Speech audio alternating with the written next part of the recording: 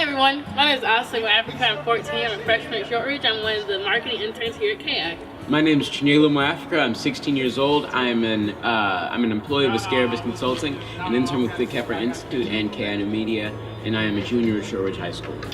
My name is Johnny Johnson, 14 years old. I'm an intern at Kepra. I work with videography and KI New Media. I mainly just learned about how little people trust the government, like with making sure that their interests are looked after. People weren't sure that this plan was worth the cost, and they also expressed like a vast dissatisfaction with the transit system as it is now. I was facilitator for most of the discussion, and through doing that you could really see like the passion and drive a lot of people had, because like Chin said, a lot of people didn't have trust in the government, and when they got an opportunity outlet they really went for it. You got to just see the different types of people and how passionate they were. Yeah, I'm not sure what the thought process was. You guys decided to put like a bus stop in the South Road, no sidewalks. And that's all the way out north. That's not just like Richmond. The 28 just catch you one day. There's no sidewalks out north. Really, it's about something serious that they care about because they have family members that take the bus system, and they want to know how this is going to work, how they're going to get there and back, and pretty much who's going to be safe and who's not. Something that a lot of people didn't understand was that with the new transit system they were going to try to push for was equity. And equity is basically just like having everything equal and it accommodates everybody in the best way possible. So trying to push the idea of no matter what, you're still gonna receive, equity and stuff like that was just really difficult.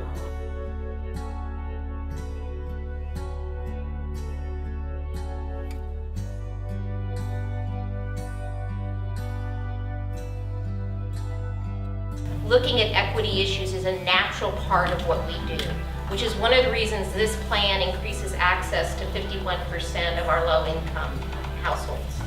And it's one of the reasons that phase one of the Red Line was actually picked to go first, because we have a higher density of low-income families along the entire course of that Red Line phase one than we do on any other proposed line. So that is actually one of the biggest reasons it was picked first. Now you're going to hear a lot about the Red Line because we have a corridor. There's 3 miles of that corridor. People there that are feeling very strongly about that line in their neighborhood. But if you look at the entire line, we are linking a lot of people from low income to jobs, healthcare, and education along that line. Some of our lower income households, some of our individuals living in poverty need some assistance to get to that quality job, and they don't necessarily have the reliable means of transportation to even get them to the opportunities to get the quality jobs. Public transportation is not the final solution. It won't solve all the problems of poverty, but it's a necessary first step. Not even a first step, it is a necessary step to make sure that people have that opportunity. So transit does drive jobs, as we know. This is an example. Right now within our current system, if an individual working at FedEx, if they were to get on the bus at 38th and Moeller up on the northwest side, it takes currently right now with our current system 2 hours and 40 minutes for them to get there. The 2021 system will roughly cut it at about half. Our public transportation system today not only is a barrier for candidates accepting jobs, but for current employees sustaining their jobs. We also have heard from Goodwill, and Goodwill has indicated that one of the top reasons candidates cannot accept jobs at their retail centers is because they don't have public transportation to get there.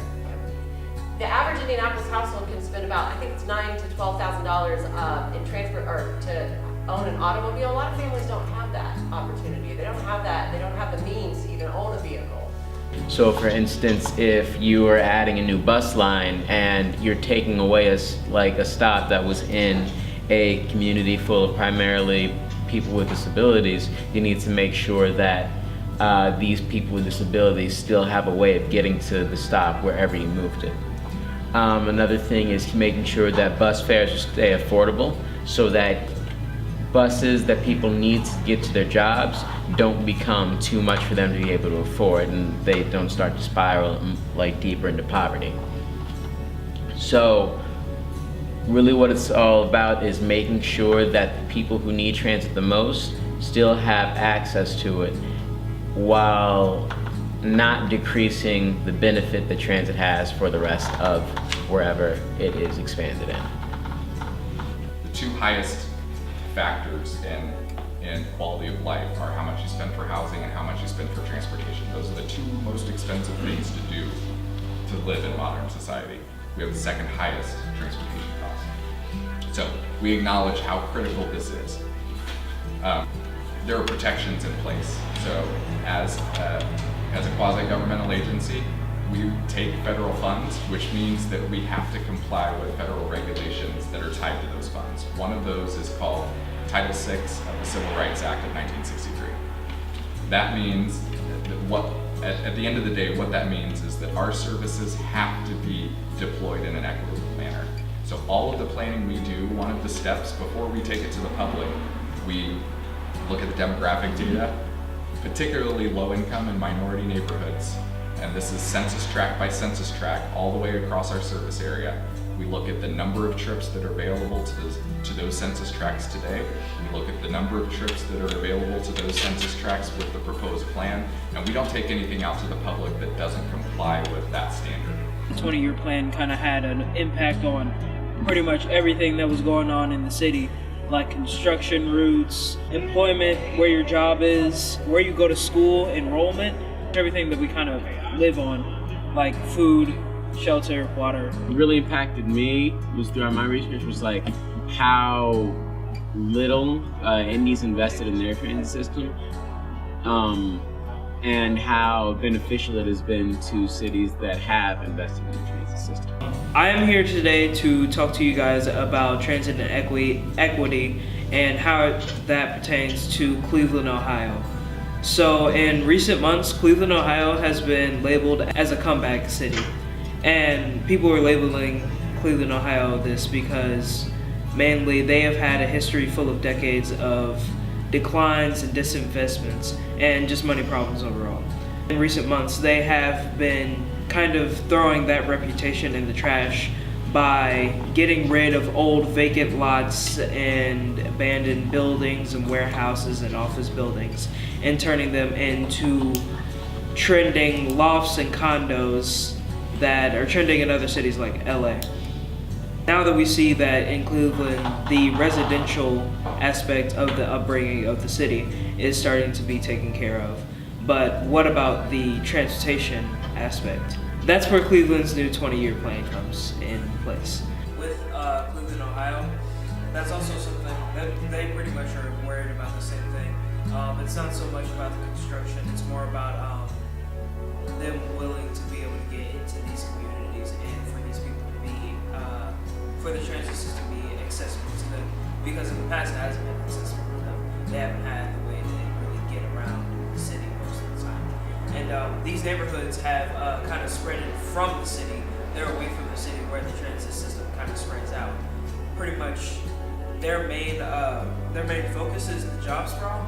Job sprawl is where the issue where 83% of Cuyahoga County's 1.28 million residents have access to transit, but only 49% of the county's 730,000 jobs are accessible by transit.